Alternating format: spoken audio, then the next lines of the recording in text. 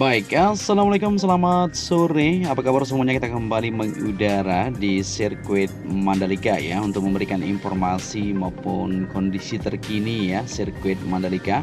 Dimana seperti yang kita ketahui ya, sirkuit Mandalika kemarin tampak sangat gersang sekali di musim panas, dan saat ini sudah mulai memasuki musim hujan ya. Jadi terlihat jelas di area kawasan Mandalika, di mana rumput-rumputnya juga sudah mulai menghijau teman-teman.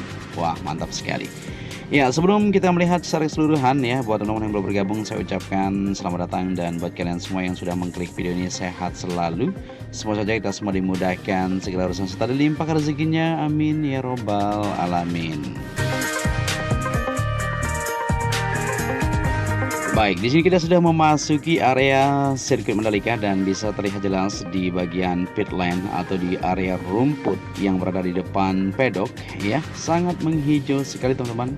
Karena memang musim hujan sudah tiba di Indonesia ya, terutama di sirkuit Mandalika sudah mulai diguyur teman-teman. Jadi seperti yang kita lihat, tentunya untuk acara-acara maupun event-event terus akan digelar seperti track day dan balapan-balapan juga seperti balapan mobil ya. Di bulan Desember kita harap semuanya bisa diselenggarakan di sirkuit Mandalika ya. Ya, begitu juga untuk saat ini ya, waktunya sirkuit Mandalika untuk berbenah diri, di mana para pekerja juga sudah mulai melakukan penanaman atau penghijauan ya di bagian area sisi luar ya, di sisi parkir maupun di bagian rumputnya yang berada di samping trek. Terus dilakukan pembersihan maupun dirawat teman-teman ya, dipupuk, dan saat ini tidak memerlukan air terlalu banyak karena memang sudah memasuki musim hujan dan akan sangat bagus sekali. Jadi tampak lebih beda nantinya ya di ajang balapan MotoGP 2024. Kita berharap seperti itu ya. Ya, selain menjadi spot tourism, tentunya kawasan Mandalika nanti akan dilakukan pengembangan ya untuk kluster olahraga di berbagai jenis tentunya teman-teman. Ya, pengembangan bisnis PT Pariwisata Indonesia, Emma Widya Stuti mengatakan sirkuit sebagai penarik kerumunan awal dunia olahraga. Namun akan ada tambahan kluster olahraga yang diinvestasikan di Mandalika. Wah, keren teman-teman ya. Ya, sebenarnya ada 3 jenis komponen, yaitu atraksi, akomodasi, retail, seperti itu ya. Ya, di sini yang bisa dikembangkan sebagai eco-tourism, area yang ditunjukkan untuk adventure dengan brandingnya. Sebenarnya olahraga, distrik, wisata, dan hiburan sangat bagus sekali, ujar Bu Widya Stuti teman-teman. Ya, jadi luar biasa untuk sirkuit Mandalika kedepannya akan sangat luar bagus sekali tentunya ya, karena banyak sekali event-event olahraga lainnya yang akan dikembangkan seperti itu. Ya, kita lanjut melihat penghijauan yang sedang dilakukan oleh para pekerja, di mana pada sore hari ini masih terus berlangsung aktivitas mereka ya. Pembersihan untuk rumput-rumput liar ya, maupun penanaman di bagian sisi area parkir, maupun untuk jalur atau jembatan yang sudah dibangun secara permanen di sini ya. Dimana saat ini penghijauan sedang difokuskan supaya tampak lebih bagus karena tidak memerlukan banyak air seperti kita bilang tadi ya. Musimnya musim hujan, jadi bagus sekali. Dan begitu juga di bagian trek ya, seperti yang kita perhatikan bersama-sama di bagian trek lurus. Ini dia teman-teman. Jadi di sini bagus sekali, sudah tampak lebih menghijau, tinggal pembersihan saja ya di bagian atau perapian yang akan dilakukan di bagian area rumput. Ya, jadi ketika sudah tampak hijau dan terlihat seperti ini, luar biasa sekali. Kemarin tampak jelas ya masih gersang seperti itu. Ya, dan kita lanjut untuk informasi yang kita dapatkan teman-teman ya. Sebenarnya hanya salah satu penunjang olahraga ya di sirkuit Mandalika ini, namun pihaknya akan mengembangkan pilar atraksi untuk mendukung sektor pariwisata olahraga ini. Ya, menurut rencana teman-teman ya, pengembangan akan dilakukan berupa pembangunan pacuan kuda. Ya, keren teman-teman ya, pedal teknis berkelas internasional, golf, serta olahraga air bernama Wibit. Ya, olahraga ini satu persatu tentunya akan dibangun ya, tidak sekaligus. Nantinya di tahun 2024 tentunya akan sudah tampak beda di kawasan Mandalika ini tentu.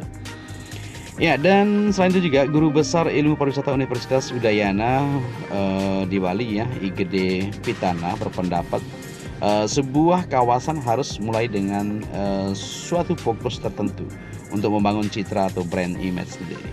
Ya, berkaca dari Bali ya, daerah itu mulainya dikunjungi karena wisata budayanya seperti itu. Namun perlahan meluas pada keindahan alamnya.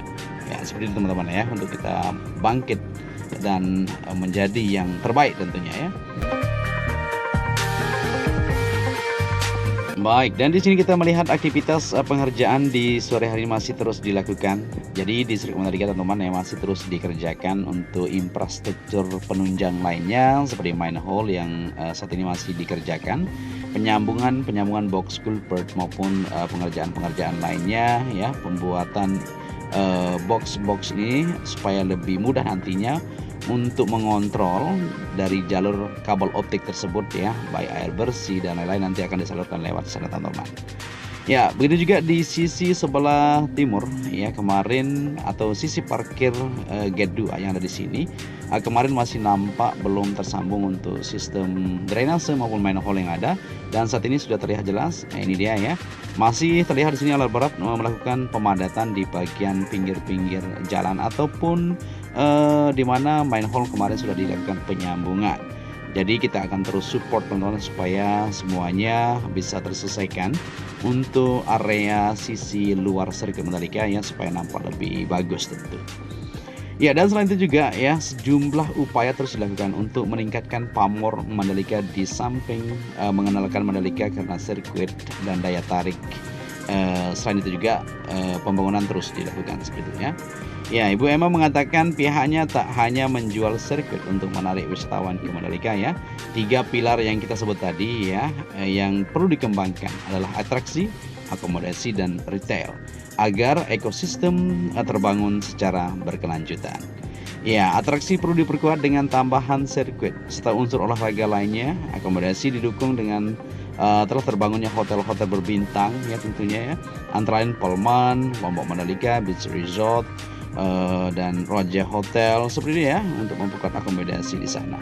Ya, dari sisi retail sendiri, restoran atau minimal juga telah beroperasi ya. Jadi hal tersebut atau 3 komponen tersebut sangat penting sekali di suatu kawasan supaya menjadi kawasan yang luar biasa ya, yang begitu berkembang gitu, seperti itu.